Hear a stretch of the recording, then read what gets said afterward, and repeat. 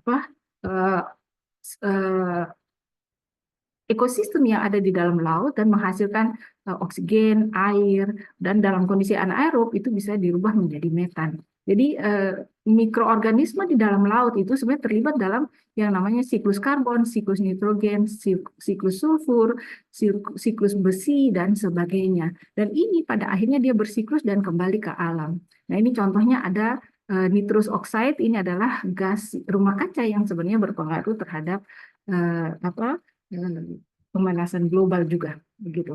Nah, di sini juga nitrogen dia bisa bersiklus untuk menghasilkan amonia yang kemudian digunakan oleh organisme di dalam laut dalam bentuk nitrogen berlarut. Nah, bila ekosistem di dalam laut itu berubah, ekosistem mikroorganisme ini berubah contohnya dengan adanya apa yang sekarang itu lagi tren itu melelehnya es di kutub gitu ya. Nah, melelehnya es di kutub itu akan mempengaruhi mikroorganisme yang ada di dalam laut. Nah, di sini kalau kalian lihat di sini misalnya eh, adanya es yang larut, dia bisa berpengaruh terhadap misalnya salinitas daripada air.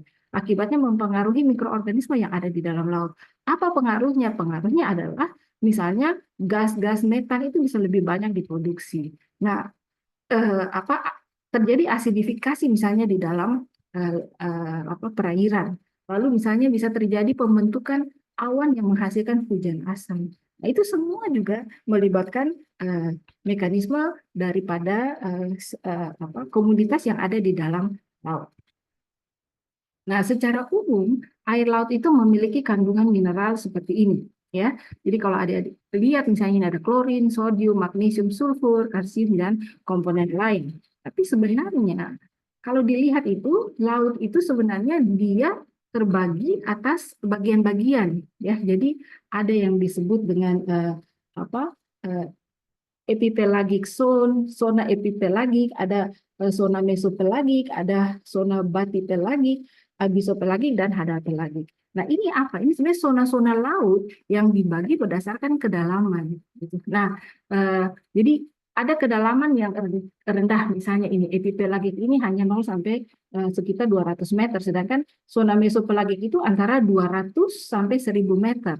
Ya, nah zona batipelagik itu 1000 sampai 4000 meter.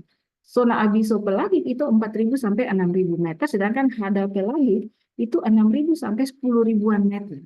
Nah, ini zona hadapelagik ini adalah zona yang biasanya adik-adik kenal itu dengan palung-palung laut itu. Nah, itu.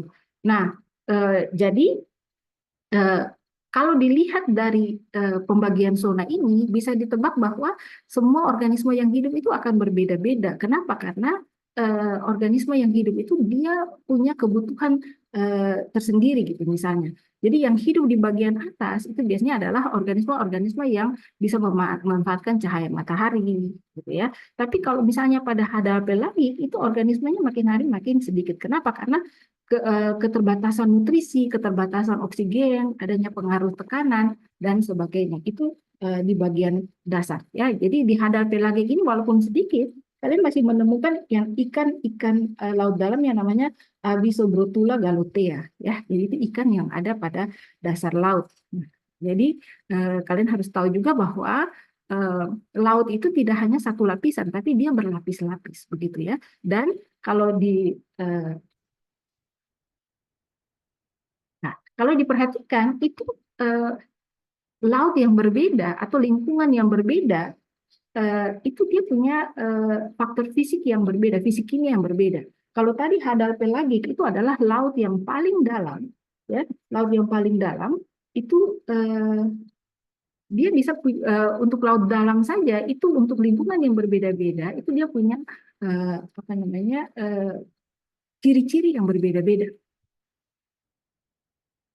Nah, oke ya, ciri-ciri yang berbeda-beda. Misalnya ini laut dalam, ya, ini dia punya tekanan yang tinggi. Lalu dia punya suhu yang rendah, ya, dan makanannya itu sangat-sangat terbatas, begitu ya.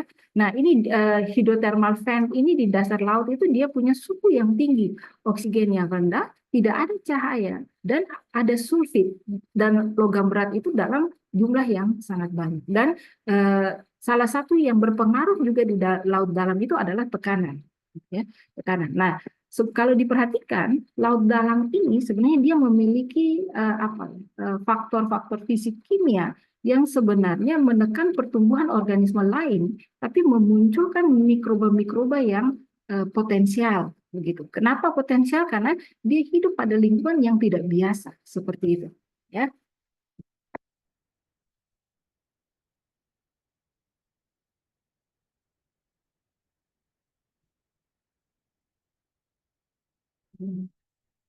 Oke. Baik.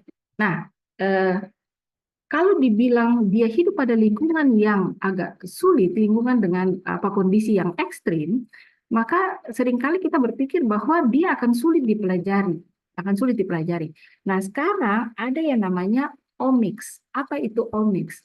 Omics itu adalah studi tentang gen-gen, tentang transkrip, tentang protein, tentang metabolisme, tentang lipid, tentang interaksi, tapi dalam skala besar. Itu yang disebut dengan omics. Jadi omics itu bisa dilakukan untuk misalnya individunya saja. Jadi misalnya satu spesies bakteri saja itu namanya omics. Tapi kalau misalnya kita mengerjakan dalam skala besar, misalnya tidak hanya gen, tidak hanya protein, tapi interaksi antara gen satu dengan gen lain, antara individu satu dengan individu lain, maka itu dikenal dengan metaomics. Nah, jadi nanti seringkali kita dengar genomics, transkriptomics, ya, metabolomics, ya, dan sebagainya. Itu sebenarnya membicarakan tentang studi yang dilakukan.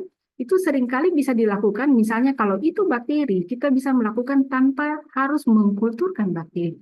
Seperti itu. Jadi apa yang kita lihat di sini, kalau kita bisa lihat di sini, itu bisa kita menggunakan gen 16S saja, atau misalnya kita melakukan amplifikasi gen-gen tertentu saja.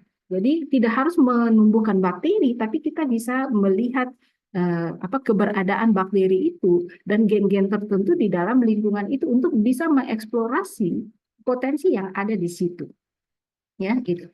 Nah, ini gambaran besar bagaimana omics itu dilakukan. Misalnya dalam satu komunitas mikroba, ya, dengan teknologi omics tadi kita bisa tahu bahwa di dalam satu komunitas itu ada mikroba apa saja. Misalnya, ya tadi misalnya kita bisa pakai gen 16S, kita bisa tahu oh ada mikroba apa saja. Lalu kita bisa juga memprediksi mikroba itu dia bikin apa di situ. Caranya bagaimana? Kita bisa mengamplifikasi hanya gen-gen tertentu untuk melihat ada tidak metabolisme-metabolisme tertentu yang ada dalam ekosistem itu. Nah, ada tidak protein-protein tertentu yang dihasilkan? Ada tidak metabolisme-metabolisme tertentu yang diduga bisa berjalan di situ? Ya. Lalu selain itu kita juga bisa mencari DNA-DNA atau gen-gen yang potensial yang dalam jangka panjang itu bisa diklon. Misalnya ada enzim yang potensial, kita bisa ambil gennya saja tanpa harus mengkulturkan bakteri, di cloning dan pada akhirnya diproduksi dengan menggunakan bakteri lain, seperti itu, ya. Jadi omics ini cukup banyak membantu teknologi untuk bisa mengeksplorasi mikroba pada daerah-daerah yang sulit dijangkau. Nah, tadi kita sudah bicara bahwa lautan itu punya lapisan-lapisan. Nah, lapisan-lapisan itu berpengaruh tidak terhadap keberadaan mikroorganisme? Berpengaruh, sangat berpengaruh.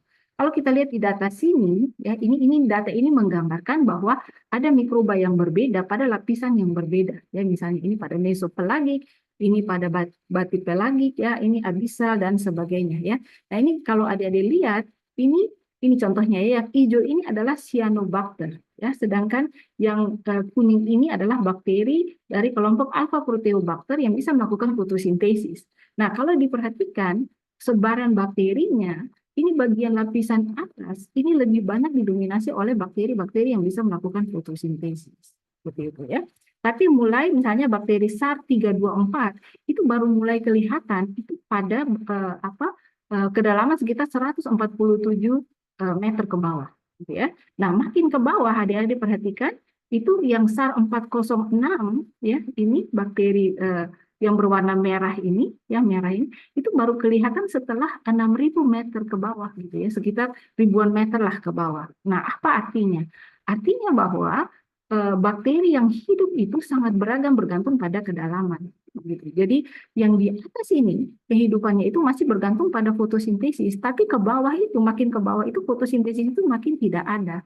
Nah, berarti organisme yang ke bawah itu mengandalkan apa? Biasanya organisme yang hidup ke bawah itu adalah organisme-organisme yang hidup dengan cara chemolithotrof atau heterotrof. Karena sudah tidak ada lagi cahaya matahari, gitu. Jadi mereka cenderung menggunakan metabolisme secara kimiawi.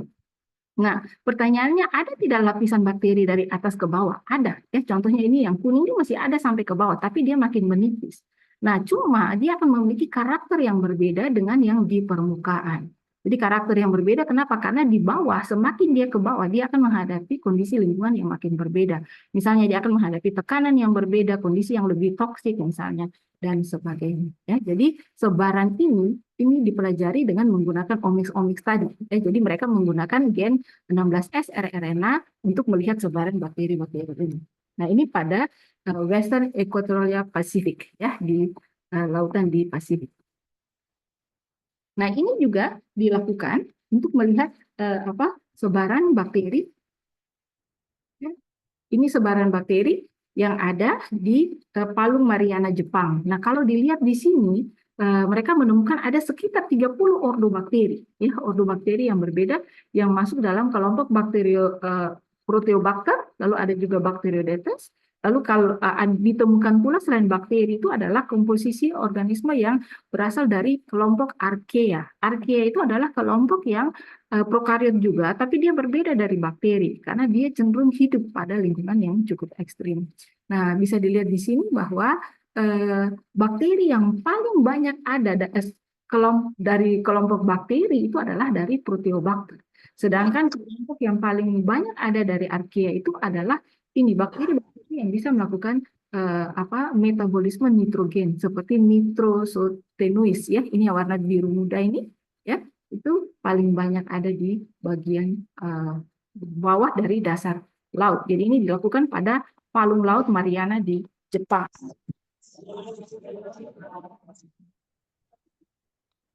Nah, selain keberadaan mikroorganisme yang beragam, mereka juga mempelajari ada tidak ya gen-gen yang relatif tersebar di jalur-jalur di dasar laut gitu ya. Jadi setelah dipelajari dengan teknologi omics ini mereka menemukan bahwa ada gen-gen yang terlibat dalam proses nitrifikasi, denitrifikasi, ya, disimilasi reduksi nitrat, ya, itu mereka temukan gitu. Ya, mereka temukan di dasar laut. Bahkan mereka bisa lihat bahwa bakteri-bakteri ini, gen-gen ini itu adanya pada bakteri apa? Contohnya ini ya, Crenacayota.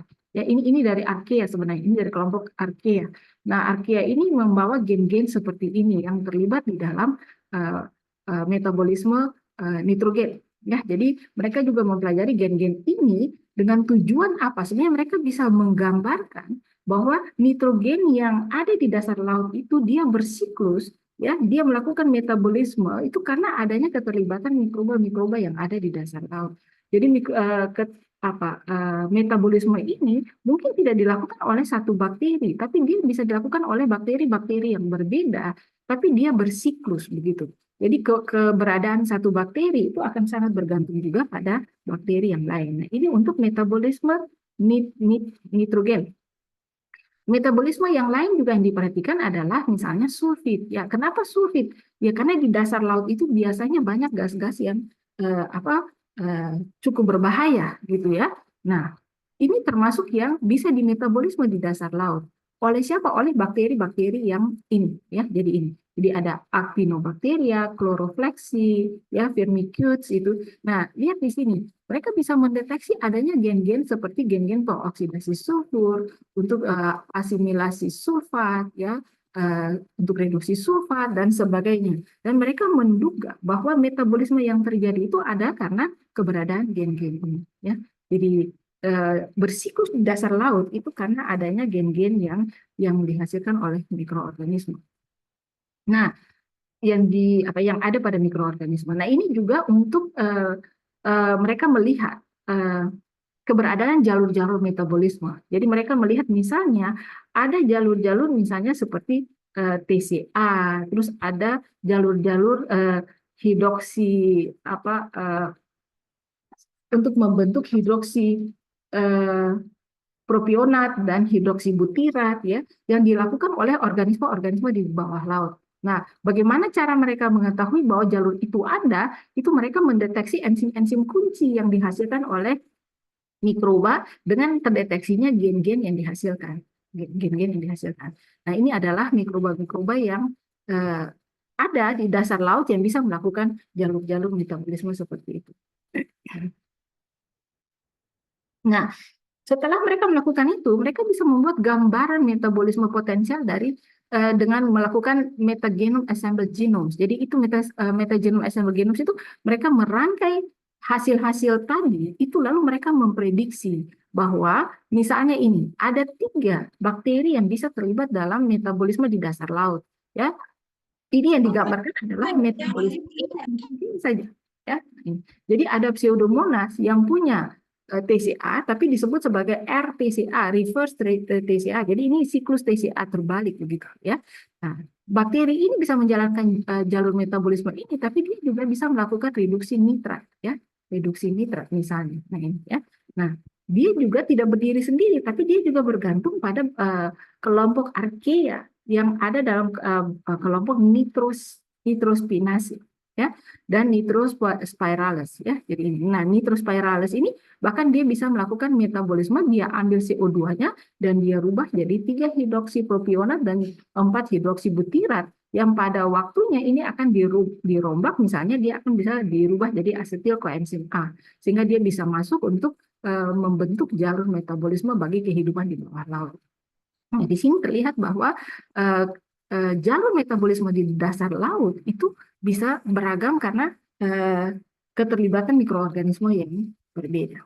Nah, ini adalah bakteri-bakteri yang ditemukan pada sedimen. Nah, dari analisis itu mereka bisa menduga bahwa di palung laut itu sebenarnya metabolismenya itu lebih banyak berasal dari organisme-organisme yang mati di atas, ya, baru jatuh ke bawah dan diasimilasi.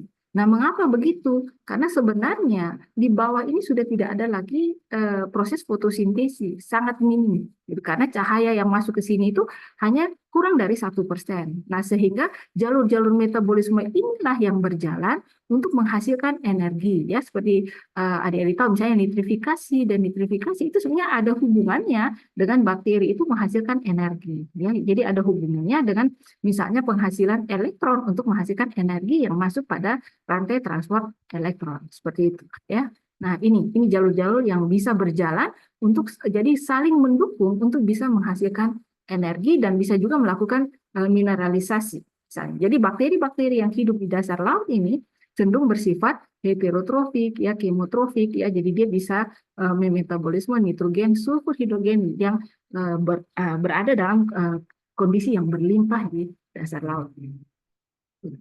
Nah, lalu adik-adik juga akan dengar istilah holobiont. Apa itu holobiont? Holobiont itu sebenarnya istilah yang menggambarkan simbiosis. Jadi simbiosis antara apa? Simbiosis antara misalnya di dasar laut ini invertebrata dengan bakteri, ya. Nah, itu yang disebut dengan holobiont. Jadi kumpulan simbion antara inang dan vertebrata. Mengapa ini? Ini bahkan sekarang menjadi target utama dari industri. Kenapa? Karena holobiont ini biasanya dia punya mikrobiom. Mikrobiom itu artinya kumpulan mikroorganisme yang bersimbiosis dengan dia yang potensial. Mengapa? Karena biasanya mikrobiom yang bersimbiosis dengan dia itu berfungsi untuk melindungi inang begitu. Jadi dan dia gampang berevolusi. Jadi kalau dia hidup di dasar laut, dia membantu inangnya, dia berevolusi lebih cepat untuk beradaptasi dan membantu inangnya bertahan pada lingkungan yang ekstrim. Nah, ini contohnya pada anemon ini ya. Ini ada bakteri-bakteri yang bersimbiosis dengan dia untuk melakukan asidifikasi. Apa itu asidifikasi? Jadi di dasar laut itu seringkali air laut itu juga menjadi agak asam ya, karena metabolisme yang berjalan. Nah, bakteri-bakteri yang bersimbiosis dengan dia itu melakukan menetralkan air supaya inangnya ini bisa hidup gitu, hidup karena bisa berhasil melalui tekanan. Nah, siapa yang membantu dia?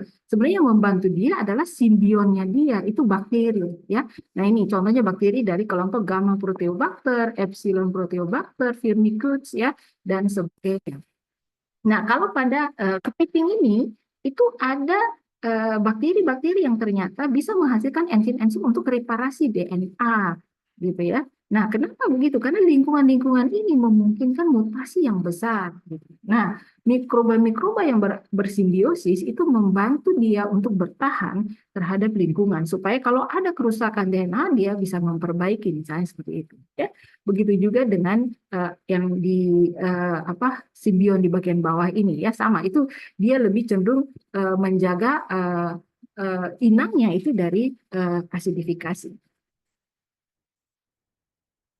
Nah, eh, ini gambaran secara umum mikrobiom itu bisa berupa bakteri, bisa berupa archaea. Jadi mikrobiom itu sebenarnya dia terlibat dalam siklus nutrisi untuk inangnya sendiri, ya seperti ini misalnya nitrogen, sulfur. Tapi dia bisa juga membantu misalnya melakukan fiksasi karbon untuk inang, tapi dia juga bisa melindungi inang misalnya dengan membentuk antibiotik, dia mensintesis antibiotik supaya inangnya itu tidak diserang oleh eh, misalnya patogen terhadap inangnya ya. Dan ada lagi yang disebut nanti dengan quorum sensing. Nanti quorum sensing ini ada di bagian belakang yang saya berikan misalnya untuk nanti aplikasi pada bidang pendidikan. Jadi pentingnya simbion ini adalah dia melindungi inang.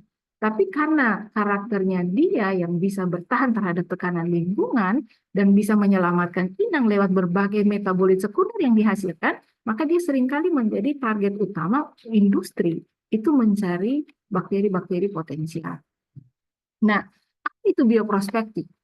Bioprospecting itu merupakan screening secara sistematik untuk mencari produk biologis yang baru dan aktivitasnya untuk aplikasi bioteknologi dari lingkungan alami. Jadi sekarang itu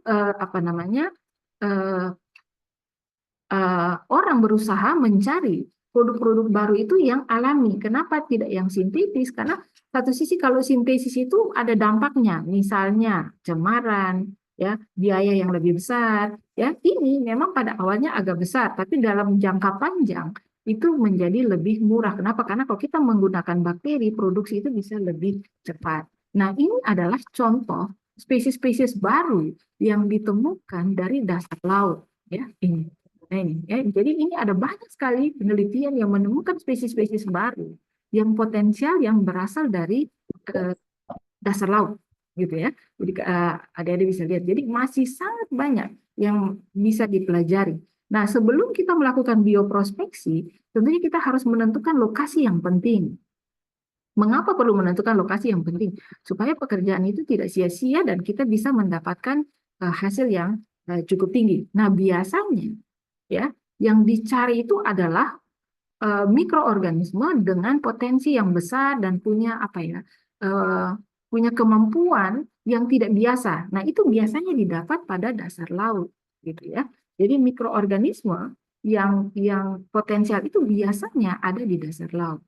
Nah, ini biasanya fase bioprospeksi itu dijalankan seperti ini. Jadi kita akan mengumpulkan sampel, kemudian kita melakukan isolasi metabolik, atau misalnya dalam hal ini juga kita bisa melakukan isolasi mikroba, lalu kita melakukan screening aktivitas. Nah, kalau kita dapat aktivitas yang paling baik, mikroba itu akan dipilih untuk melakukan pengembangan produk dan komersialisasi. Nah, ini contoh ya, contoh pada eh, oktokoral ya. Jadi kalau dilihat di sini, ini ada simbion dari oktokoral yang dipelajari. Jadi simbion dari oktokoral itu dipelajari dengan berbagai cara. Jadi misalnya seperti ini, mereka melakukan screening terhadap bakteri-bakteri yang potensial. Ya, jadi bakteri-bakteri potensial itu seperti apa? Misalnya bakteri-bakteri yang menghasilkan enzim yang tahan terhadap tekanan tinggi. Jadi enzim-enzim yang tahan terhadap tekanan tinggi itu fungsinya untuk apa? Enzim-enzim yang tahan terhadap tekanan tinggi itu bisa digunakan untuk produksi pada fermentor. Karena biasanya fermentor itu supaya dia menghindari kontaminasi itu dikasih tekanan. Jadi tekanan itu supaya menghindari kontaminasi. Nah, enzim-enzim seperti itu yang diharapkan dipakai dalam produksi fermento skala besar, gitu ya. Karena ini kalau kita sudah produksi dalam skala besar itu sedapat mungkin kontaminasi itu harus diminimalkan, misalnya seperti itu. Nah, apalagi yang bisa dicari dari mikroba? Misalnya mikroba-mikroba laut yang tahan terhadap paparan UV yang tinggi. Nah, biasanya bakteri-bakteri seperti itu dia bisa menyaring UV. Nah, komponen-komponen seperti itu yang dicari, ya. Nah, ini yang dicari dari dasar laut. Jadi mikroba-mikroba dengan potensi-potensi seperti itu.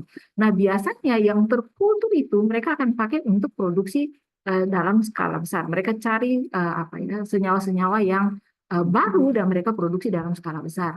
Nah, kalau yang tidak bisa terkultur bagaimana? Ingat, bakteri itu sebenarnya hanya 1% yang bisa terkultur. 99% itu tidak bisa dikultur. Nah, potensinya bisa dicari dengan cara bagaimana? Cara omics tadi. Jadi mereka mencari, melakukan screening gen-gen yang potensial. Gen-gen yang potensial itu bisa dicari, ya, kemudian bisa disimulasi proteinnya akan dihasilkan seperti apa, ya, dan sebagainya. Jadi di simulasi itu misalnya mereka dengan menggunakan program komputer itu bisa dibaca bahwa gen ini bisa menghasilkan protein dengan karakter seperti ini, domain seperti ini, dan diduga fungsinya seperti ini. Nah, dalam jangka panjang itu kemudian bisa direkayasa genetika. Jadi protein-protein ini akan diproduksi dengan cara menggunakan bakteri lain, dengan cara mengkloning gen-gen yang potensial yang didapat dari dasar laut tadi untuk menghasilkan menghasilkan itu adalah bakteri seperti misalnya E. coli atau misalnya bakteri-bakteri. Ya, jadi ini contoh dari holobiont dari Octocora. Jadi mereka mencoba mengambil mikrobiom. Mikrobiom itu adalah apa kok komposisi mikroba yang ada dan berasosiasi dengan karang tersebut. Nah, sekarang kalau kita lihat ini adalah hasilnya. Jadi kalau hasil dari oktokoral tadi, jadi mereka mempelajari bahwa oktokora itu ternyata banyak sekali mengandung organisme yang bisa menghasilkan produk alami. Ini contohnya kalau yang di atas ini kalau bisa dilihat ini dari fungi, ya, fungi yang berwarna oranye ini itu ternyata banyak sekali menghasilkan produk, dan dari tahun 2006 sampai 2016 mereka melakukan screening dan mereka melihat bahwa fungi pada oktokoral itu produk-produk alaminya itu makin hari makin naik gitu ya, dan ini diambil dari dasar laut gitu.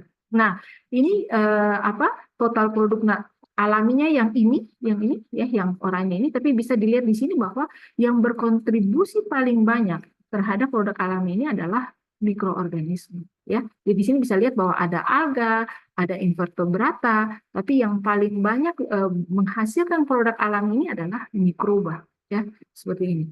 Ya. Nah, dari mikroba itu yang paling banyak menghasilkan itu adalah fungi dan bakteri, ya, ini fungi dan bakteri. Nah, ini adalah gambaran sumber mikroorganismenya. Jadi ini mikroorganisme di atas itu bisa berasal dari sedimen, bisa dari mangrove, ya, dari jaringan tanaman mangrove, dari air laut, bisa dari invertebratanya sendiri, simbionnya, misalnya dari spons, dari moluska, ya, dan sebagainya. Jadi ini gambaran bahwa simbion yang hidup di dasar laut, mikroba yang hidup di dasar laut dengan simbionnya itu menghasilkan produk-produk fungsional yang cukup baik. Nah, ini adalah contoh-contoh dari bakteri dan fungi tadi. Ya, jadi ini adalah produk-produk yang dihasilkan oleh bakteri dan fungi yang tadi diisolasi. Jadi ada bisa lihat di sini misalnya Pseudoalteromonas yang diperoleh dari oktokoral tadi, ternyata dia bisa menghasilkan senyawa antifungal yang namanya alteramid. Ya, ini. Nah, ini ada juga senyawa antibakteri yang namanya makrolactin P, ya.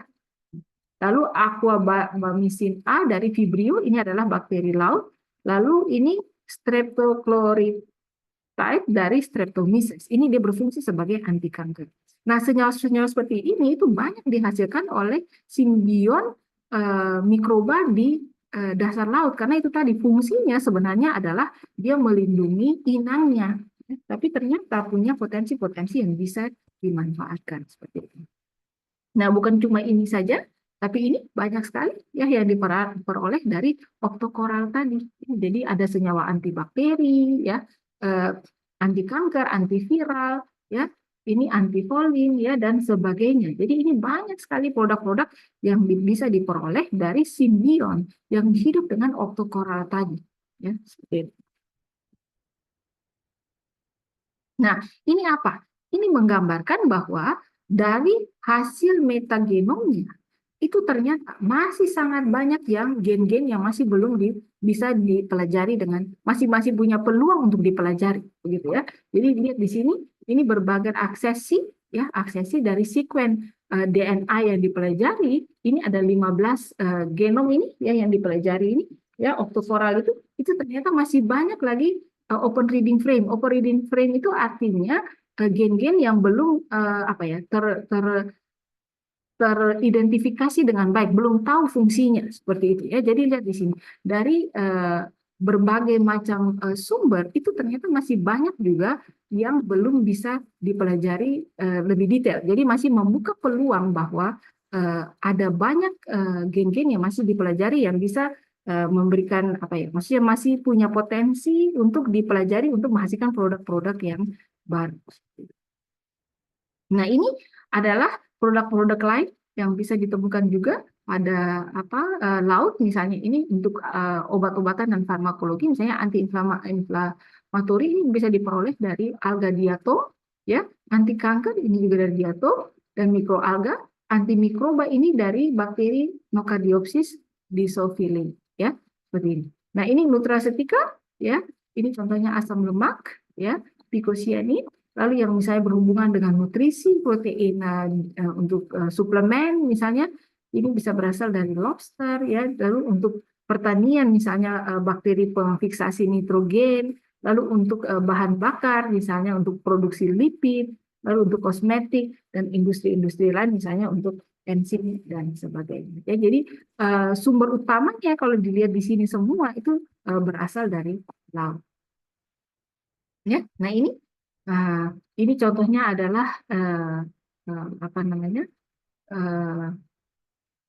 senyawa-senyawa bioaktif ya dengan fungsinya dan sumber organismenya ya seperti ini. Ini contohnya untuk UV screening yang tadi saya bilang ini diambil dari fungi ya. Jadi fungi-fungi seperti ini yang dia bisa tahan terhadap paparan ultraviolet. Jadi yang dicari itu nanti adalah senyawa yang bisa menyaring ultraviolet seperti itu. Nah, ini lihat habitatnya, dia diperoleh dari air laut gitu ya. Nah, ini bahkan dari kutub ya, dari kutub kalau dilihat di situ. Nah, ini juga ada karotenoid ya untuk proteksi kulit misalnya ya. Terus seperti itu. Jadi untuk menghambat radiasi ultraviolet. Nah, ini semua ini adalah produk-produk yang berhubungan dengan kosmetik saja ya. Jadi ini adalah produk-produk yang berhubungan dengan kosmetik saja dan itu semua diambil dari dasar laut gitu ya. Jadi bisa diperhatikan di sini. Juga masih bagian dari kosmetik ya. Jadi kosmetik itu ada banyak fungsinya. Jadi kalau kita beli kadang-kadang ada yang bilang untuk pemutih, ada untuk antioksidan dan sebagainya. Nah, ini semua adalah produk-produk yang diambil dari dasar laut hanya untuk kebutuhan pembuatan kosmetik saja seperti itu. Ini juga ya, ini juga masih dalam produksi senyawa-senyawa yang berhubungan dengan kosmetik seperti itu. Ini juga ya, itu. Nah, jadi apa kesimpulannya? Kesimpulannya bahwa mikroorganisme itu sebenarnya mikroorganisme yang paling potensial itu adalah mikroorganisme yang ditemukan di dasar laut. Kenapa di dasar laut? Karena lingkungannya itu bersifat ekstrim. Nah, karena ekstrimnya dia bisa menghasilkan produk-produk yang punya fungsi banyak begitu ya kan. Dan kenapa dia bisa menghasilkan produk-produk dengan fungsi yang banyak? Karena dia beradaptasi ya lebih cepat begitu. Dia lebih cepat dan setiap palung laut yang berbeda, dia akan memiliki mikroorganisme yang berbeda pula. Nah, itu yang disebut dengan mikroorganisme endemik. Nah, mungkin nanti satu waktu kalau misalnya ada yang bekerja di Sumba, di Laut Sumba akan menemukan bakteri, mungkin namanya sama, misalnya Pseudomonas. Tapi bisa jadi Pseudomonas di situ itu endemik dalam arti dia berasal dari lingkungan dengan tekanan hidup yang di situ. Jadi dia akan memiliki kemampuan yang berbeda dengan Pseudomonas yang misalnya kita temukan di Ambon. Gitu. Walaupun namanya sama-sama Pseudomonas, tapi bisa jadi produk bioaktif yang dihasilkan juga bisa berbeda karena tekanan lingkungan yang ada itu juga berbeda. Seperti itu. Ya, itu. Nah, sekarang kita lihat bagaimana aplikasinya untuk bidang pendidikan. Mungkin aplikasi untuk bidang pendidikan ini ada untuk bioprospeksi, ada juga untuk bagaimana ketika mungkin kalau praktikum dilakukan yang ada hubungannya dengan biologi laut, misalnya seperti itu. Nah, yang pertama ini, ya, yang pertama ini apa? Ini nih pembuktian postulat Koch. Jadi, apa itu pembuktian postulat Koch? Penggunaan postulat Koch untuk membuktikan misalnya penyakit pada ikan. Nah, ini pernah mahasiswa saya kerjakan. Jadi, ini dia melakukan dengan cara seperti ini. Ada penyakit ikan, penyakit pada ikan, tapi tidak tahu sumbernya itu apa. Gitu. Nah, apa yang mereka lakukan? Mereka ambil ya jaringan-jaringan yang rusak, misalnya karena infeksi bakteri, lalu kemudian diisolasi. Ya, nah ini diisolasi bakterinya. Ini ada macam-macam nih, ada banyak bakteri dan ini ada bakteri yang berjejer-jejer. Kemudian dicek satu demi satu. Jadi bakteri yang diisolasi ini dikembalikan ke ikan lagi satu-satu. Jadi tujuannya apa? Untuk tahu mana yang membunuh paling besar, gitu ya. Nah, yang membunuh paling besar, yang membunuh ikan paling banyak, dia itu adalah patogen bakteri. Nah, ini adalah kalau misalnya satu waktu digunakan dalam pembelajaran dan menjelaskan postulat Koch itu agak susah, bisa saja dengan cara pendekatan seperti ini. Jadi ikan yang sakit atau misalnya itu tanaman, itu bisa juga diambil jaringannya, isolasi bakteri, dan dikembalikan lagi. Nah, ini bisa dihitung ya, misalnya kayak gini, yang paling banyak menyebabkan kematian ikan misalnya, ya bahkan ini bisa dilihat kematian ikan tuh dalam hitungan hari, misalnya bisa diambil hari yang terakhir. Nah, bisa dilihat misalnya di sini, ya, ini, ya, ini dengan jumlah 10 pangkat 9 dia bisa membunuh sampai 90 ekor ikan, misalnya seperti itu, ya. Jadi apa pembuktian postulat Koch itu bisa dipakai sebagai salah satu apa ya pendekatan praktikum yang bisa diberikan untuk entah itu siswa, entah itu mahasiswa, ya seperti itu. Nah, berikut yang ini adalah isolasi bakteri yang namanya Streptomyces. Bakteri Streptomyces ini dipakai untuk menghasilkan senyawa actinomycin. Nah, ini sebenarnya senyawa antimikroba, ya. Nah, kenapa saya pilih ini? Karena Streptomyces ini kalau dilihat di bawah mikroskop itu spesifik sekali, dia beda daripada bakteri yang lain. Jadi Streptomyces ini bakteri yang termasuk dalam kelompok Actinomycetes. Nah, kalau misalnya melakukan isolasi, itu kalau mau tahu dia Actinomycetes, kelompok Streptomyces atau Actinomycetes itu gampang. Ini tinggal dilihat di bawah mikroskop stereo. Jadi bukan mikroskop biasa, tapi mikroskop stereo saja. Nah, ini memang gambaran dari elektron mikroskop. Tapi kalau dilihat di bawah mikroskop, ini akan kelihatan bedanya itu adalah seperti ini. Jadi akan ada spora, akan ada hifa. Jadi bakteri ini dia beda dari bakteri lain. Tapi dia tidak akan tumbuh seperti cendawan. Dia hanya akan berupa koloni seperti ini. Tapi kalau koloninya dilihat di bawah mikroskop, kalian akan tahu bahwa ini adalah bakteri dari kelompok Actinomycetes. Nah, ini yang biasanya dicari misalnya di biofarmaka dan sebagainya. Kenapa? Karena bakteri dalam kelompok ini itu paling banyak menghasilkan senyawa antimikroba, anti kanker, ya, antiinflamasi dan sebagainya. Nah, ini bahkan mereka bisa melakukan identifikasi dan mereka bisa melihat zona penghambatan dari senyawa actinomycin yang dihasilkan. Misalnya seperti itu. Ya, gitu. Jadi ini termasuk praktikum yang sebenarnya gampang dilakukan. Tapi memang media yang digunakan itu sebaiknya media yang spesifik. Ini media ISP namanya. Jadi ini media yang spesifik untuk Streptomyces. Sebenarnya ini untuk mempermudah seleksi gitu. Jadi supaya tidak lagi mendapatkan bakteri yang lain, tapi bakteri targetnya itu lebih cepat didapatkan. Nah, ini yang lagi sekarang tren. Ini namanya anti-quorum sensing. Nah, anti-quorum sensing itu banyak dicari dari mikroorganisme laut. Apa itu anti-quorum sensing? Jadi quorum sensing itu begini. Kalau bakteri itu dia mau jadi patogen atau dia misalnya kalau pada Vibrio dia mau berpendar, itu biasanya dia membutuhkan sel dalam jumlah tertentu yang disebut dengan quorum. Nah, dia tahu dari mana quorumnya cukup itu biasanya karena dia melakukan sensing atau sense terhadap senyawa-senyawa tertentu yang dikeluarkan oleh bakteri dalam jumlah itu. Jadi dia akan mensensing senyawa tertentu itu sampai dia mencapai jumlah yang cukup, baru dia melakukan apa yang harus dia lakukan, misalnya patogenitas dan sebagainya.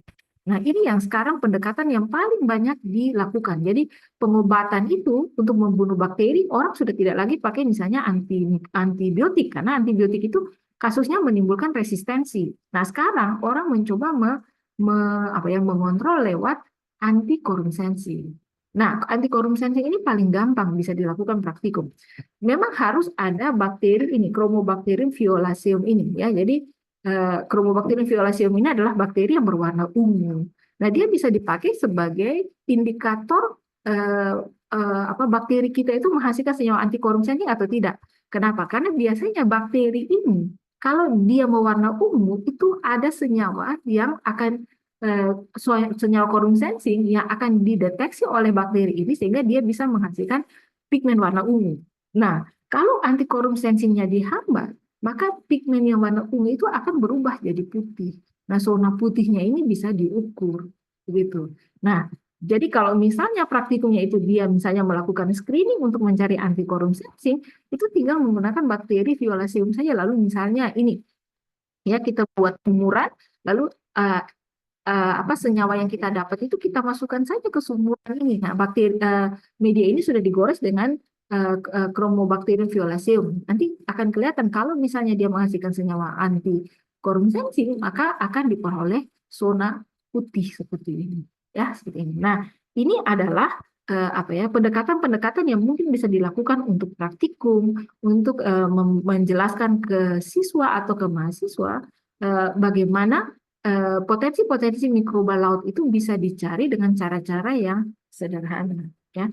Jadi misalnya tadi untuk pembuktian patogenitas bisa menggunakan postulat Koch. Kalau misalnya mau melakukan screening antimikroba, nah ini screening antimikroba ini pun eh, ini sebenarnya dilakukan terhadap bakteri yang namanya MRSA. MRSA itu apa? Itu methicillin Staphylococcus aureus, methicillin resistant Staphylococcus aureus. Jadi kenapa dia yang ditargetkan? Karena bakteri Streptococcus aureus dalam kelompok MRSA ini biasanya dia sudah resisten terhadap antibiotik, ya, antibiotik yang kelompok yang termasuk dalam kelompok yang punya cincin beta laktam, gitu. Nah, biasanya mikroba-mikroba ini Staphylococcus aureus itu kalau dikasih antibiotik itu tidak akan ada efek pengobatannya lagi karena dia sudah tahan. Nah, jadi mereka cenderung mencari itu antibiotik-antibiotik yang bisa melawan mikroba-mikroba yang resisten seperti ini, ya. Jadi ini senyawa antimikroba yang dicari dari Actinomycetes. Mungkin itu yang bisa saya sampaikan. Terima kasih untuk waktunya, Pak Kevin. Saya Baik, stop share dulu ya, Pak.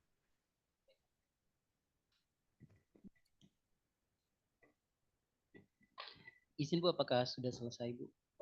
Maaf, maaf, Pak Kevin.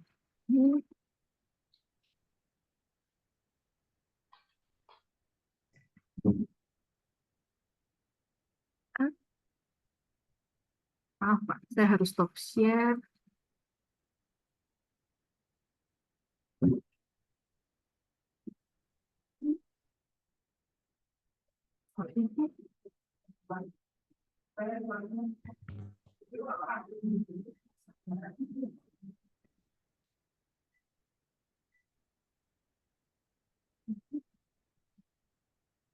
Oh iya,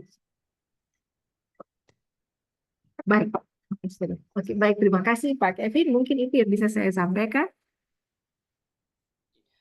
Terima kasih banyak Ibu narasumber kita di pagi ini atas pemaparan Suaranya materinya. kecil sekali Pak Kevin. Oh ya, oke, baik. Sekali lagi terima kasih banyak Bu untuk pemaparan materi di siang hari ini bagi kami selaku mahasiswa maupun dosen program studi pendidikan biologi Universitas Kristen Wirawacana Sumba. Bapak Ibu dan kemudian teman-teman semua, selaku mahasiswa kita masuk dalam sesi tanya jawab atau diskusi. Nah, untuk memperdalam diskusi kita di saat ini, saya akan membuka 2 sesi tanya jawab, masing-masing terdiri dari 3 pertanyaan. Mari kita mulai sesi pertama. Jadi Bapak Ibu ya ingin bertanya maupun teman-teman mahasiswa khususnya mengenai materi di hari ini, teman-teman dapat angkat tangan pada aplikasi atau fitur yang tersedia yaitu raise hand. Kemudian saya akan memanggil nama Bapak Ibu satu persatu untuk mengajukan pertanyaan dan teman-teman semua. Baik Bapak Ibu yang sudah bersedia untuk menanyakan kepada narasumber mengenai materi hari ini, saya persilakan. Saya buka sesi pertama dulu ya, Bapak Ibu dan kemudian teman-teman mahasiswa semua. Jadi sesi pertama ini terdiri dari 3 penanya. Saya persilakan jika berkenan bertanya boleh raise hand, nanti saya memanggil.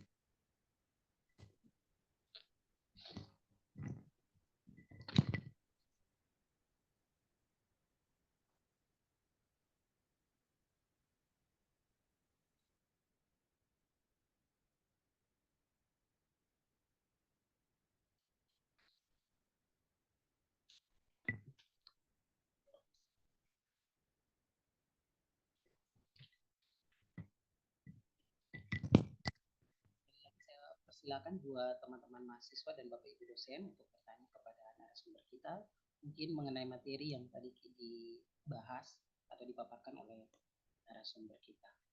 Saya persilakan.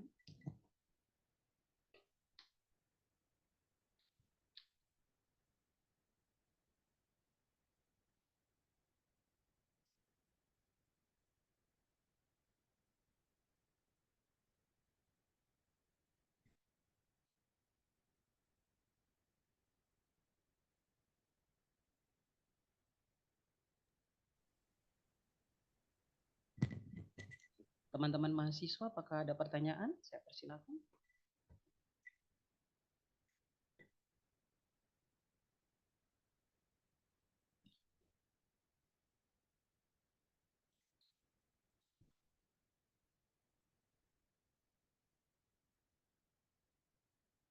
Oke. Baik Bu, Ibu narasumber ada satu penanya. Yes. Saya persilakan kepada Silvani ya, boleh tahu tadi yang raise.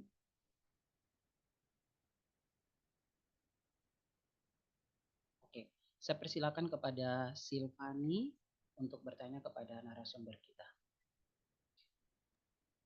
Baik, Pak. Terima kasih atas kesempatannya, Pak.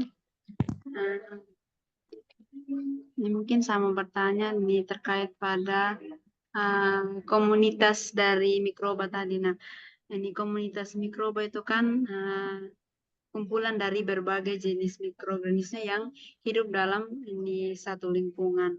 Nah, tentu dalam satu lingkungan itu kan bakteri yang hidup di situ ini beragam. Kemudian ini dari setiap bakteri yang hidup di situ pasti ini memiliki atau mempunyai dampak dari lingkungan tersebut. Nah, ini yang menjadi pertanyaan saya itu, Pak, kira-kira dampak ini perubahan iklim dalam ini mikroba laut itu apa begitu, Pak? Terima kasih, Pak. Silvani, apakah langsung boleh dijawab Ibu atau saya tampung dulu pertanyaan Ibu? Boleh mungkin ya sambil jalan saja ya Pak Kevin ya. Kedengaran Pak? Izin Bu, kami tidak mendengar. Berjalan saja saya jawabin. Baik. Baik, Silvani, terima kasih untuk pertanyaannya. Memang mikroba itu atau apapun organismenya itu mereka hidup itu dalam bentuk ekosistem, dalam komunitas maksudnya. Kenapa komunitas? Karena kita tidak bisa hidup sendiri. Kita manusia saja tidak bisa hidup sendiri. Nah, sama dengan mikroba. Jadi mikroba itu juga dia tidak bisa hidup sendiri. Dia membutuhkan mikroba yang lain. Misalnya seperti itu. Nah, jadi kenapa dia beragam? Contohnya tadi di dasar laut itu. Kenapa dia beragam? Karena yang satu misalnya dia berkontribusi terhadap siklus sulfur, tapi yang satu dia berkontribusi terhadap siklus fosfat, yang satu berkontribusi terhadap siklus nitrogen. Nah, itu satu dengan yang lain itu akan saling melakukan interaksi. Ya sama kayak misalnya saya tidak bisa hidup kalau saya tidak punya teman. Nah, kenapa? Karena saya bergantung dari teman saya. Nah, ada bantuan yang bisa saya berikan ke teman saya, tapi ada juga yang saya tidak bisa dapat dan teman saya yang harus memberikan. Nah, itu yang disebut dengan interaksi di dalam satu komunitas. Nah, seperti itu. Nah, apakah iklim berpengaruh? Iya, iklim akan berpengaruh. Jadi, misalnya gini, kondisinya sudah tenang-tenang, tapi tiba-tiba ada kondisi yang ekstrim. Misalnya seperti itu. Jadi, misalnya, tadinya air laut itu kita tahu, misalnya salinitasnya tuh kadar garamnya itu akan 3% misalnya. Tapi tiba-tiba karena es mencair, tidak lagi 3%, tapi dia turun jadi 2,5. Berpengaruh, berpengaruh. Dia akan sangat berpengaruh. Karena dia akan merubah ekosistem itu. Sehingga mikroba itu harus menyesuaikan diri lagi. Misalnya, dia tidak boleh lagi hidup pada salinitas 3%, tapi dia harus menyesuaikan diri dengan cara dia hidup pada salinitas yang lebih rendah. Nah, misalnya seperti itu. Atau misalnya, tadinya gas-gas rumah kaca itu tidak terlalu banyak. Sekarang gas-gas rumah kaca itu jadi lebih banyak. Nah, akibatnya itu berpengaruh terhadap gas-gas juga yang akan larut ke dalam laut. Misalnya seperti itu. Ya, seperti itu misalnya. Nah, itu semua akan mempengaruhi komunitas yang ada di dalam sel. Ya, nah, sehingga kalau misalnya Silvani belajar evolusi itu bisa terjadi apa ya perubahan perubahan frekuensi alel misalnya kalau itu pada organisme tingkat tinggi. Nah pada bakteri juga gitu dia akan merubah komposisi mikrobanya, merubah komposisi mikroorganisme yang ada dalam satu sistem itu supaya dia bisa tetap bertahan pada kondisi yang berbeda. Nah itu yang disebut dengan evolusi tadi.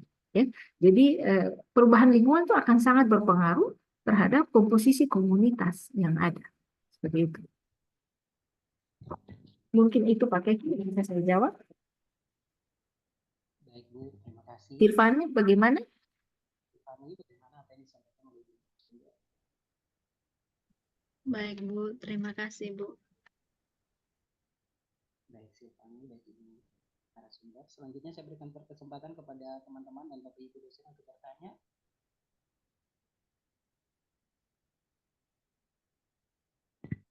Bagi teman-teman mahasiswa yang mau bertanya, boleh raise hand, nanti saya mau nanya.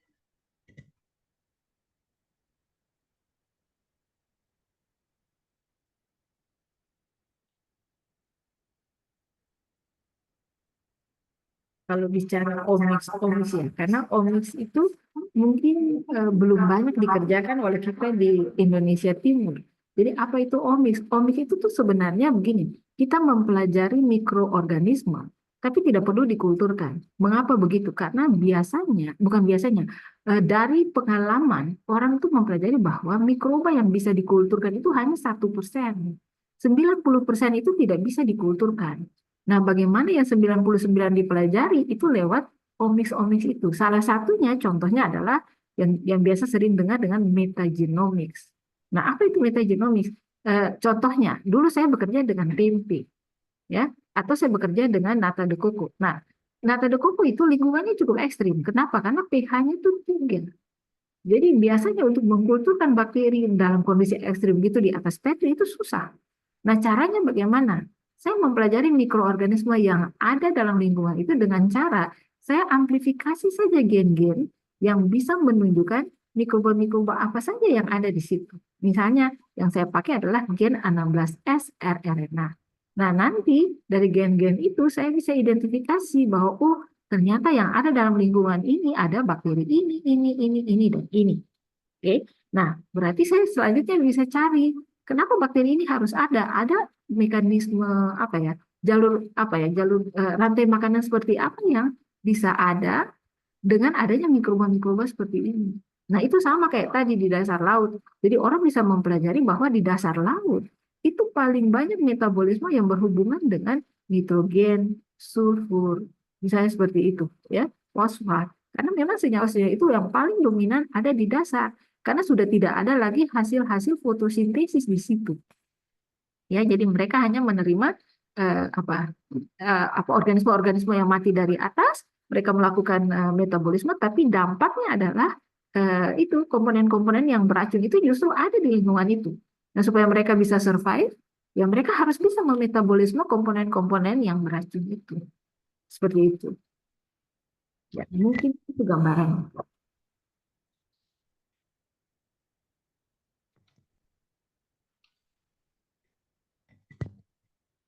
Teman-teman mahasiswa, Bapak Ibu dosen, mungkin ada yang mau bertanya kembali kepada narasumber, saya persilakan.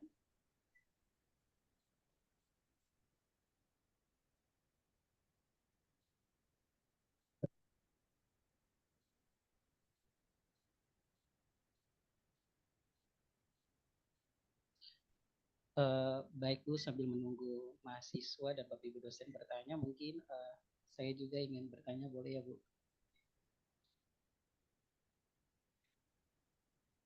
Oke, baik Bu, pemaparan materi yang sungguh luar biasa bagi kami dan kemudian teman-teman mahasiswa dan Bapak Ibu dosen, bahwa berbicara tentang bioprospecting, bahwa itu adalah screening secara sistematik. Nah, untuk mencari produk-produk biologis dan aktivitas untuk aplikasi bioteknologi dari lingkungan alam. Jadi secara umum menjelaskan bahwa semua ini dilakukan mikroba yang memang didapatkan dari lingkungan laut gitu. Nah, pertanyaan saya Bu, kebetulan kami semua di sini ranahnya lebih banyak ke dunia pendidikan. Nah, pertanyaan saya, bagaimana jika penerapan bioperspektif ini kami terapkan dalam dunia pendidikan, dan kira-kira implikasi apa yang kami lakukan bagi kami sebagai para dosen di dunia pendidikan, kemudian bagi mahasiswa yang merupakan calon guru nantinya yang akan mengajarkan siswa-siswa di sekolah dengan konsep seperti ini. Mungkin itu pertanyaan saya. Terima kasih.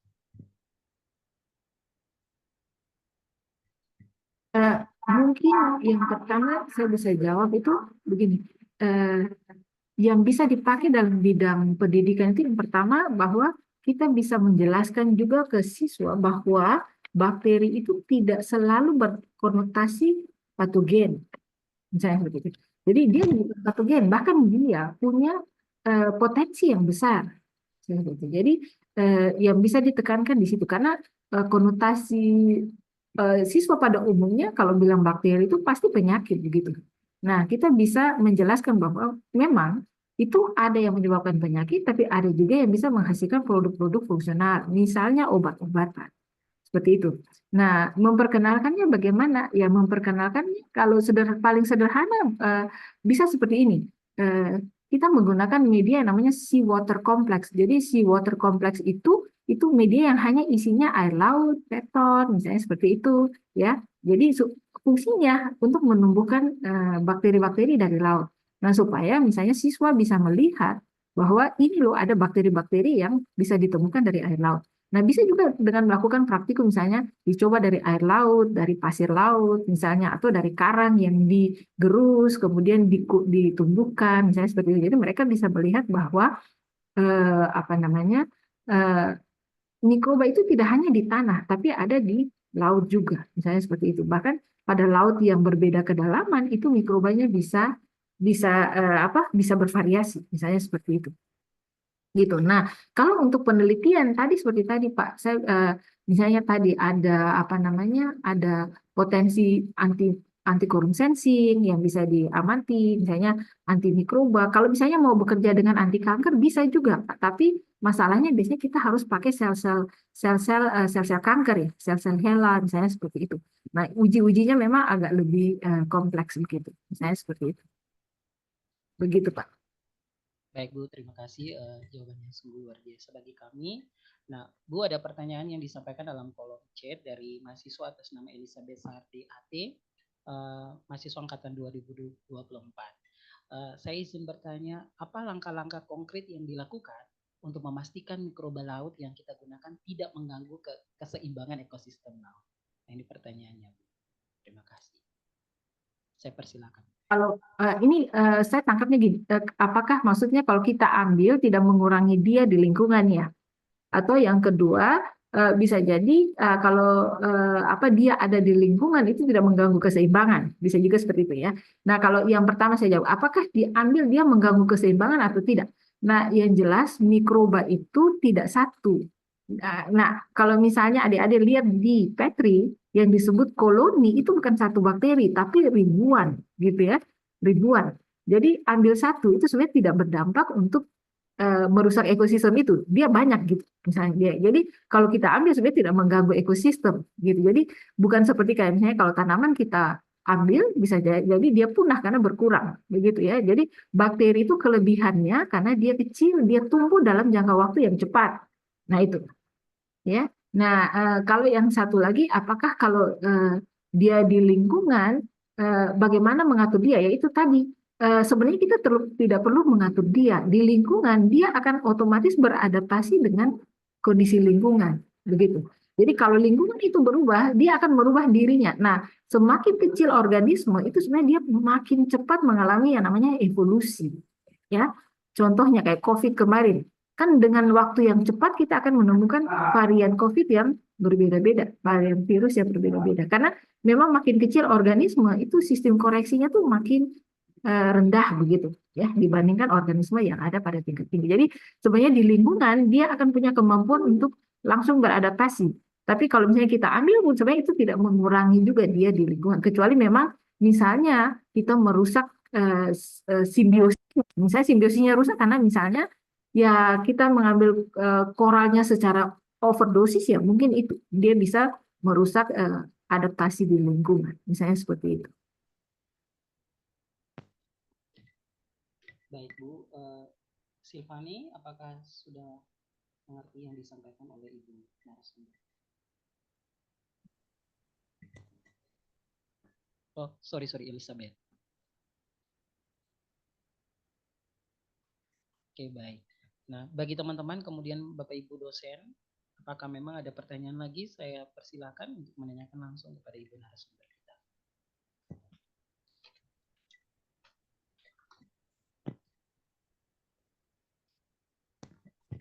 Iya, jadi walaupun ini program studi pendidikan biologi, tapi mungkin perlu ditekankan juga untuk siswa dan mahasiswa ke depan bahwa teknologi omics itu tuh dia berkembang pesat gitu. Nah, sekarang ada yang namanya next generation sequencing. Jadi sekarang sequencing itu tidak lagi dilakukan per satu-satu individu bakteri.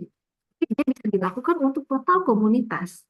Jadi sequencing itu bisa dilakukan dengan cepat. Jadi dalam jangka waktu cepat misalnya, itu mereka bisa tahu mikroba-mikroba apa saja yang menyusun satu komunitas. Sehingga mereka bisa memprediksi ada potensi apa yang ada di situ. Dan bukan cuma gen yang menjelaskan komposisi komunitas, tapi gen-gen potensial apa saja yang ada dalam satu komunitas. Itu bisa dipelajari dalam waktu yang cepat. Jadi eh, teknik berbasis kultur itu lama-kelamaan itu akan mulai apa ya bukan bukan hilang, tetap teknik berbasis kultur itu dibutuhkan. Kenapa? Karena kita butuh bakteri untuk produksi. Tapi untuk bioprospeksi omics itu tuh teknologi yang sekarang sangat pesat berkembang begitu. Jadi mau tidak mau ke depan adik-adik itu harus apa ya banyak mengenal tentang teknologi omics ini, genomics, proteomics, karena sekarang semua itu dilihat dalam konteks itu tidak satu-satu, tapi dalam konteks dia ada dalam komunitas, begitu, ya, seperti itu. Saya buka sesi kedua bagi teman-teman yang ingin bertanya dan Bapak Ibu dosen, karena sesi pertama 3 penanya sudah lakukan dan sesi yang kedua saya bukakan juga bagi teman-teman untuk 3 penanya.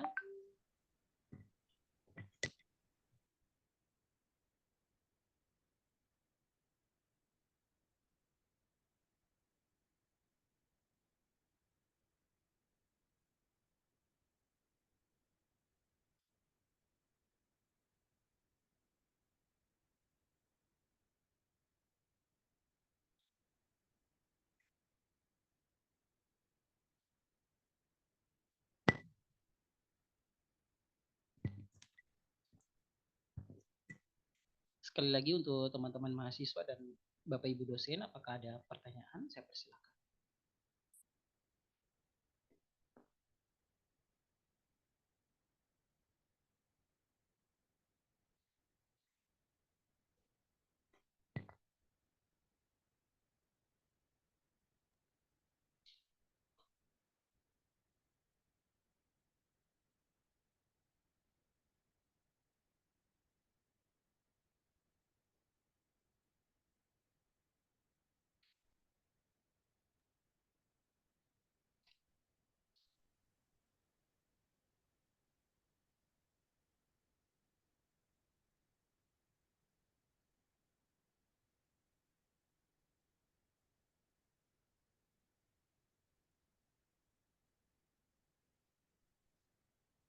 Baik, yang terakhir. Pak Kevin, kalau misalnya praktikum mau dilakukan dengan cara cepat misalnya untuk molekular sensi itu juga bisa melakukan isolasi seperti bakteri seperti Vibrio yang tadi saya bilang.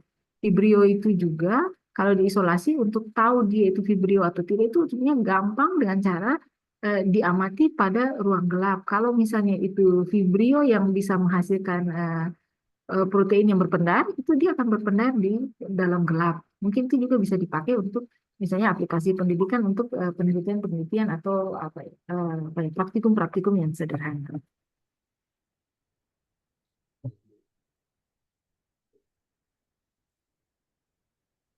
Teman-teman yang lain, kemudian Bapak Ibu dosen, apakah ada pertanyaan sekali lagi?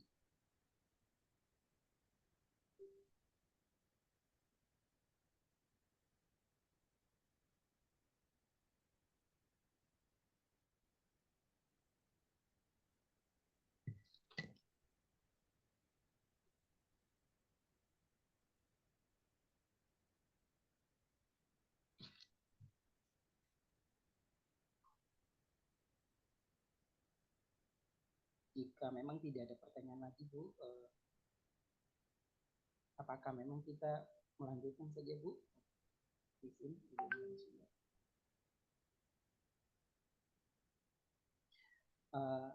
Mungkin bagi teman-teman mahasiswa bahwa ini sesuatu yang pengetahuan yang baru bagi teman-teman, karena selama ini kita belajar mungkin lebih banyak kepada dunia pendidikan, tapi perlu kita ingat bahwa dari visi program studi kita juga kan lebih banyak ke arah lingkungan. Nah, salah satu tema besar yang memang kami angkat di sini supaya memang teman-teman semua dapat melihat bahwa memang semakin berkembangnya teknologi dan kemudian adaptasi dengan segala situasi yang sementara berkembang. Jadi memang sudah banyak hal yang dilakukan. Dalam hal ini bicara tentang bioproteksi potensi keragaman mikroba laut yang telah disampaikan oleh Ibu narasumber kita berbicara tentang omics tadi. Nah, jadi teman-teman harus mengetahui bahwa memang omics ini kalau sebuah istilah umum seperti itu ya dalam bidang ilmu yang lebih mempelajari kepada mekanisme biologis begitu. Kayak gitu ya, Bu. Jadi mungkin Ibu dapat menyampaikan lagi mungkin sekali lagi, Bu, supaya mungkin mahasiswa ini bisa lebih mudah memahami apa sebenarnya itu yang tentang omics tadi, Bu. Sekali lagi, Bu. Saya menjelaskan dulu apa yang saya kerjakan. Jadi dulu saya pernah bekerja dengan tempe. Nah, tempe itu dari daerah yang berbeda, dia akan punya cita rasa yang berbeda. Nah, cita rasa yang berbeda itu sebenarnya yang menyebabkan dia berbeda-beda itu komposisi mikroorganisme yang tumbuh di tempe. Saya seperti itu. Nah, tapi kalau saya mengkulturkan, itu saya tidak akan mendapatkan semua bakteri. Contoh, kalau saya mengkulturkan, misalnya saya mau isolasi bakteri asam laktat, saya akan pakai media untuk asam laktat. Itu saya hanya akan memilih bakteri asam laktat saja yang tumbuh. Gitu. Jadi sebenarnya saya menyeleksi bakteri yang tumbuh. Tapi kalau saya mau tahu semua bakteri yang tumbuh di situ apa saja, itu caranya bisa dengan saya melakukan amplifikasi gen yang namanya 16S rRNA. Nah, gen 16S rRNA dari total komunitas yang ada. Gitu. Ya, saya cari semua gen 16S rRNA yang ada dari komunitas mikroba yang ada di tempe, maka kemudian saya pelajari dan saya bukan alat yang akan baca satu demi satu, lalu kita akan masukkan dalam software dan kita tahu, oh ternyata di dalam tempe itu yang hidup itu adalah bakteri ini dan ini. Saya seperti itu. Dan saya akan tahu, oh bakteri di tempat ini dia asam, karena ternyata bakteri asam laktat dan bakteri Acetobacter acetinia itu lebih banyak, sehingga produksi asamnya lebih tinggi. Tapi misalnya tempe yang ini, oh vitamin B12-nya lebih tinggi, karena ternyata di situ ada bakteri penghasil vitamin B12 yang lebih tinggi. Jadi kalau saya mempelajari dengan teknologi omics tadi, khususnya kalau kasus saya ini saya pakai namanya genomics, itu saya akan tahu bahwa oh komposisi mikroba di sini dia berbeda-beda sehingga berpengaruh terhadap cita rasa dari tempe. Nah, seperti itu. Tapi saya tidak menggunakan teknik terkultur. Kenapa? Alasannya adalah kalau saya kultur, itu hanya akan 1% mikroba yang tumbuh dan 99% itu tidak terjawab begitu. Nah, justru saya tidak bisa menjelaskan secara menyeluruh apa yang terjadi di tempe kalau saya tidak mempelajari semua komunitas yang ada di dalam tempe. Nah, teknologi yang saya pakai itu adalah genomics, di mana saya pakai gen yang namanya 16S rRNA, begitu.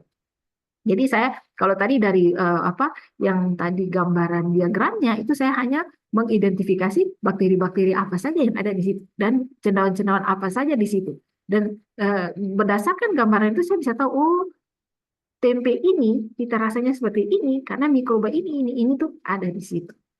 Nah, misalnya seperti itu. Jadi itu gambarannya yang disebut omics tadi, khususnya untuk genomics. Nah, kalau metabolomik, kemarin itu saya pernah ikut seminar, ada peneliti dari Jepang yang dia mempelajari komposisi nutrisi dari tempe. Jadi itu yang disebut metabolomik. Jadi dia mencari komposisi nutrisi dari situ untuk dia tahu bahwa tempe yang berbeda-beda itu komunitas mikrobanya akan berbeda-beda dan berdampak pada komposisi nutrisi yang berbeda-beda. Begitu. Gitu. Ya, itu mungkin penjelasan tentang omics tadi. Jadi tadi kalau saya bilang kalau omics itu saya pelajari mikroba itu secara tunggal, tapi meta-omics itu berarti saya mempelajari dalam komunitas. Jadi supaya kalau omics itu saya hanya lihat potensi dia sendiri, tapi kalau meta-omics saya bisa lihat potensi dia dalam satu ekosistem. Begitu. Baik Bu, sungguh luar biasa ya Bu. Teman-teman apakah bisa memahami apa yang disampaikan oleh Ibu narasumber? Oke. Sekali lagi, apakah ada pertanyaan? Saya persilakan teman-teman yang terakhir.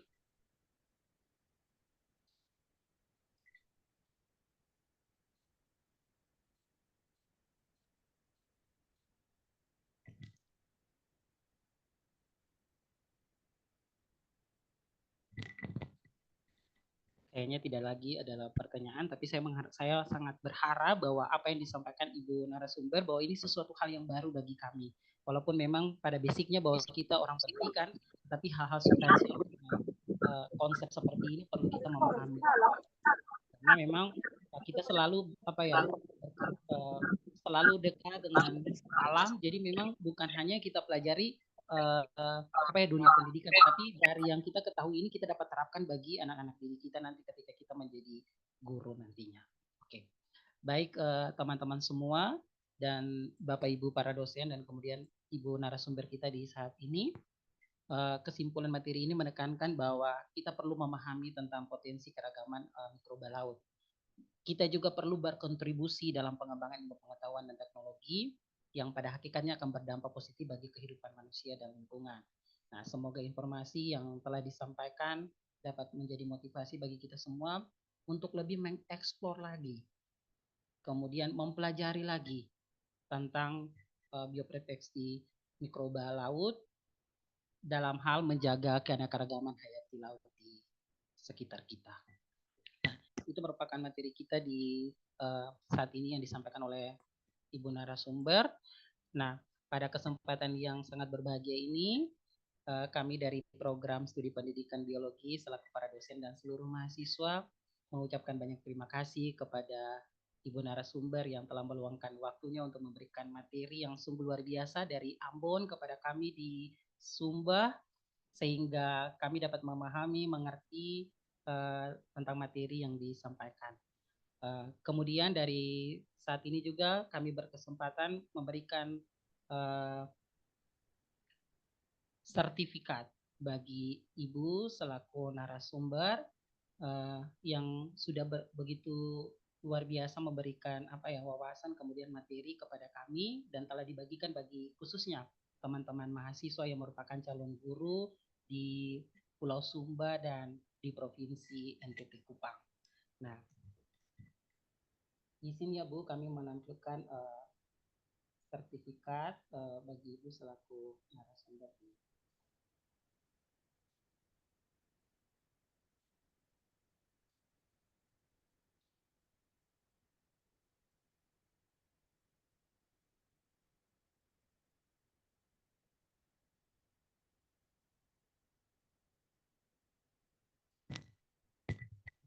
Sekali lagi Bu, program studi pendidikan biologi atas nama Ketua Program Studi kami memberikan sertifikat sebagai tanda terima kasih kepada narasumber Ibu Dr. Ceciliana Siomo SSI MSI. Sertifikat ini tidak hanya menunjukkan penghargaan kami tapi juga mencerminkan ilmu dan wawasan yang berharga yang telah Ibu bagikan bagi kami semua.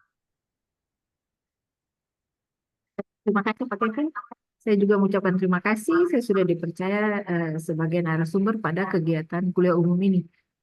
Satu harapan saya, walaupun dari pendidikan biologi, jangan istilahnya apa ya, tidak menutup peluang bahwa kita akan melahirkan ilmuwan-ilmuwan yang hebat. Oleh sebab itu, kita harus hebat lebih dulu, ya karena kita gurunya, gitu. Jadi saya sangat berharap guru-guru sekarang itu harus menjadi guru-guru yang hebat, karena kita melahirkan pemimpin-pemimpin hebat, begitu.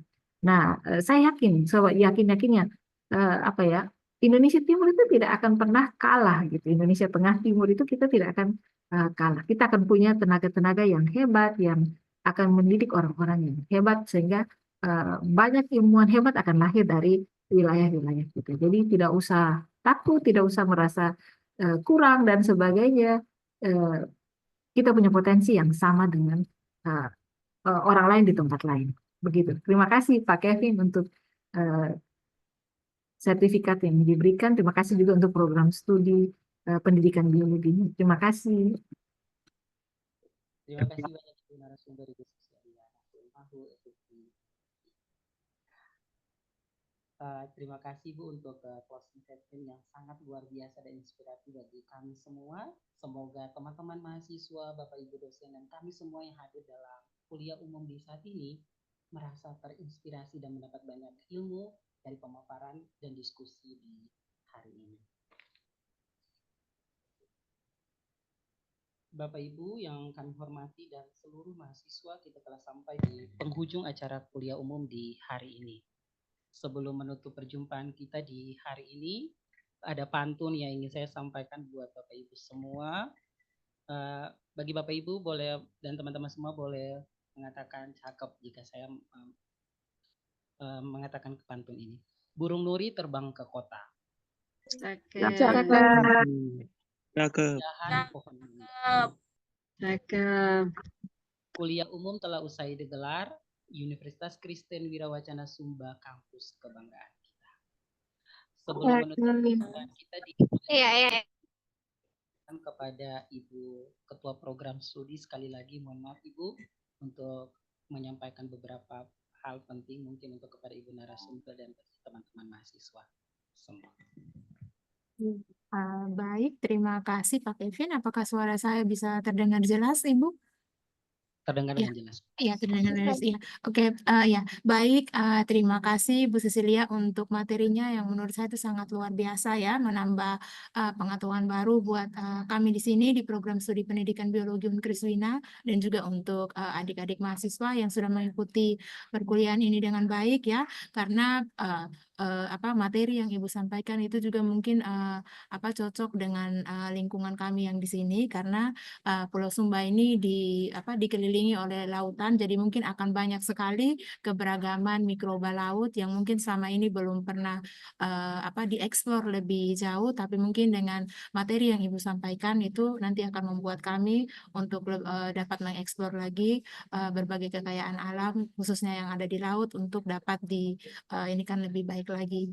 Terima kasih Bu, dan mohon maaf jika dalam perkuliahan umum ini yang dilakukan secara online mungkin ada beberapa kesalahan yang kami lakukan ya, kami mohon untuk dimaafkan, dan selebihnya terima kasih untuk Ibu dan juga teman-teman semua, dan juga tadi sepertinya saya melihat ada Bapak Ibu dosen dari Prodi Biologi Unpati ya yang juga ikut dalam kuliah umum ini. Terima kasih, dan untuk semua Bapak Ibu dosen dari Prodi Pendidikan Biologi juga yang sudah mengikuti kegiatan ini, saya ucapkan terima kasih banyak. Semoga ilmunya dapat berguna bagi kami semua. Ya, gitu. Terima kasih Ibu.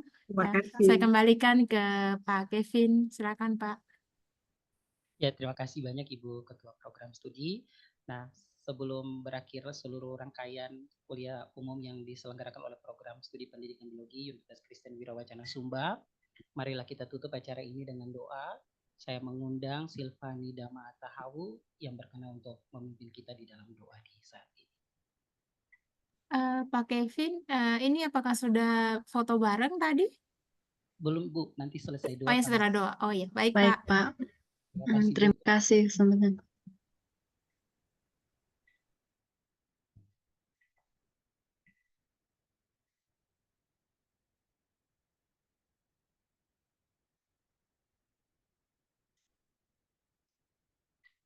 Sekali lagi saya minta kesediaan Silvani, Dama, Atta, Hau berkenan memimpin kita di dalam doa. Baik, Pak. Jadi baik, Bapak, Ibu dosen, serta teman-teman mahasiswa, sebelum kita menutup seluruh rangkaian kita kuliah umum, kiranya Tuhan yang selalu menolong, menopang kita. Oleh karena itu, mari kita memohon tuntunan Tuhan. Mari kita berdoa. Kembali kami mengucap syukur ke hadapan hadirat-Mu Tuhan. Terima kasih untuk penyertaan Tuhan yang terus Engkau nyatakan dalam kehidupan kami Tuhan. Terlebih khususnya Tuhan, kami boleh melakukan kuliah umum Tuhan dan boleh berlangsung dengan baik Tuhan. Tuhan Yesus, terima kasih juga Tuhan untuk pertemuan kami walaupun lewat virtual Tuhan. Kiranya Engkau yang selalu mempertemukan kami dalam doa harap yang sama Tuhan.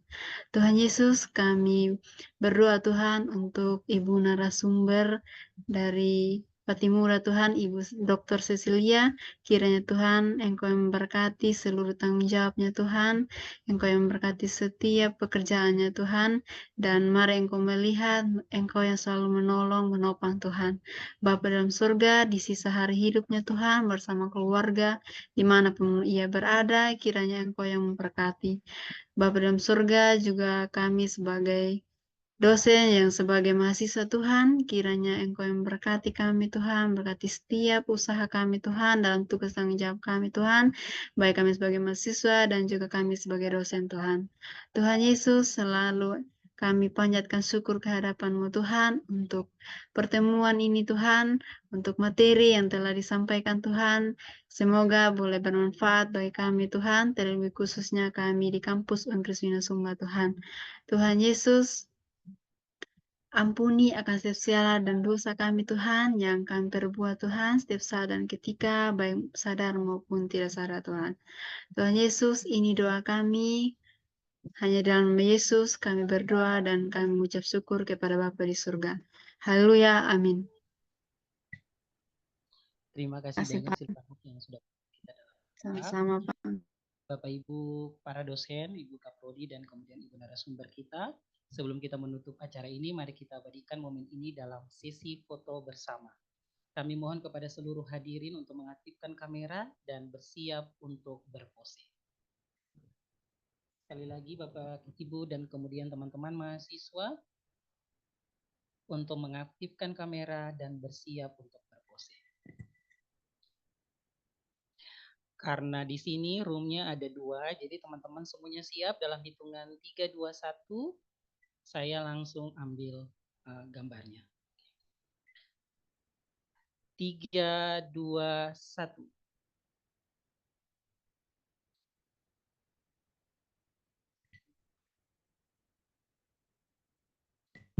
Mohon tunggu sebentar Bapak Ibu, karena sementara ada yang bilang. Oke. Satu kali lagi Bapak Ibu, 3, 2,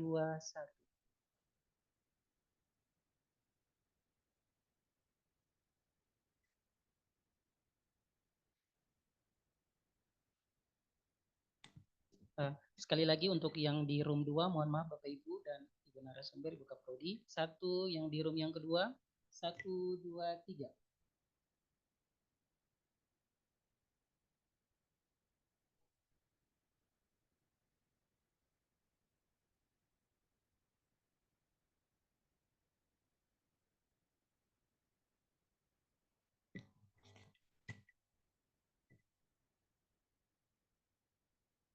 Oke. Baik Bapak Ibu dan kemudian Ibu Ketua Program Studi, Bapak Ibu Dosen Program Studi di Pendidikan Biologi Universitas Kristen Wirawacana Sumba, Bapak Ibu dosen yang berada di Program Studi Biologi Fakultas Sains dan Teknologi Universitas Patimura Ambon, dan kemudian yang kami hormati Ibu narasumber kita, Ibu Dr. Cecilia Anna Siomau, SSI MSI. Bapak Ibu, terima kasih atas kebersamaan dalam acara kuliah umum program studi pendidikan biologi.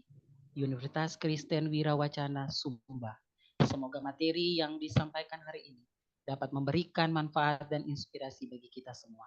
Dengan ini, mewakili Ketua Program Studi dan Bapak Ibu dosen dari Universitas Kristen Wirawacana Sumba, menutup acara kuliah tamu ini secara resmi. Sampai jumpa di acara berikutnya. Selamat siang dan Tuhan memberkati. Ya, terima kasih kasih Bu, banyak, Ibu. terima kasih teman-teman semua. Terima kasih, Ya, Bu. Sampai sampai ketemu lagi di ketemu. tempat Kasih, lain. Ya, Bu. mari. Terima kasih. Ibu, kami nanti ada ini koordinasi ya Bu untuk implementation and treatment. Baik, Pak Kevin. Ya, terima kasih banyak, Pak Ya, Kevin. terima kasih Pak Bu. Depor, terima kasih Ibu Prisil, Ibu Ida dari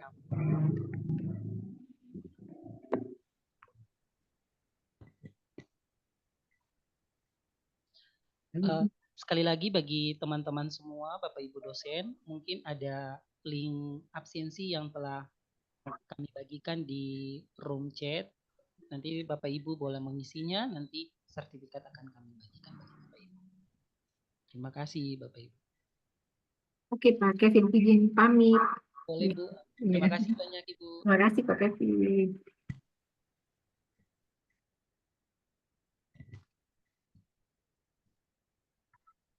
Oke, teman-teman kalau sudah mengisi link presensi boleh keluar ya dari Zoom ini. Terima kasih, selamat siang. Baik, Bu. Terima kasih banyak, Bu. Baik, Ibu. Terima kasih banyak.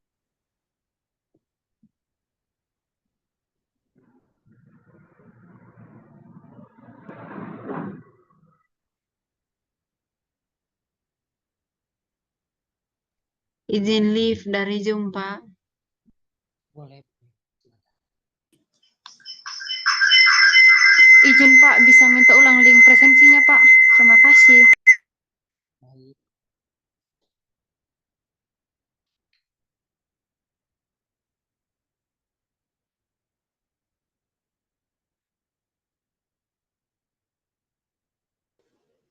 Halo, Pak.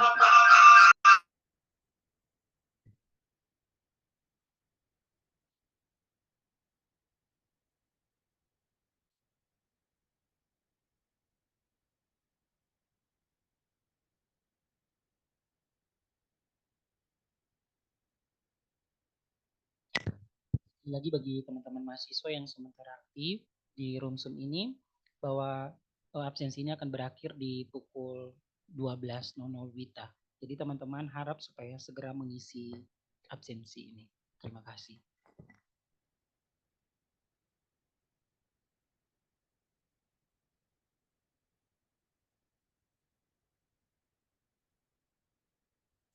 Permisi Pak, izin bertanya Pak. Oke, silakan. Ini kita yang gabung dengan kawan ini Pak. Bagaimana cara mengisi presensi Pak? Oke, kalau sementara gabung berarti nanti masing-masing buka dari apa ya, HP masing-masing, kemudian pakai email yang berbeda supaya memang bisa terbaca di apa ya, presensinya seperti itu. Oke baik, terima kasih Pak. Sama-sama. Jadi memastikan bahwa harus menggunakan email yang berbeda ya, walaupun memang ikut kuliah umum di hari ini sama-sama, tapi emailnya berbeda supaya memang ketika terbaca di datanya bahwa ini datanya memang ada seperti itu.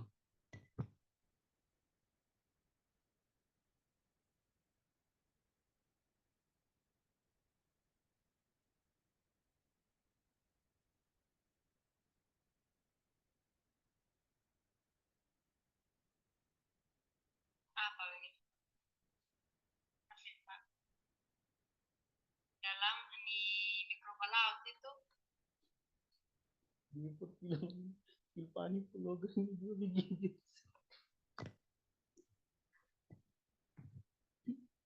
Sorry.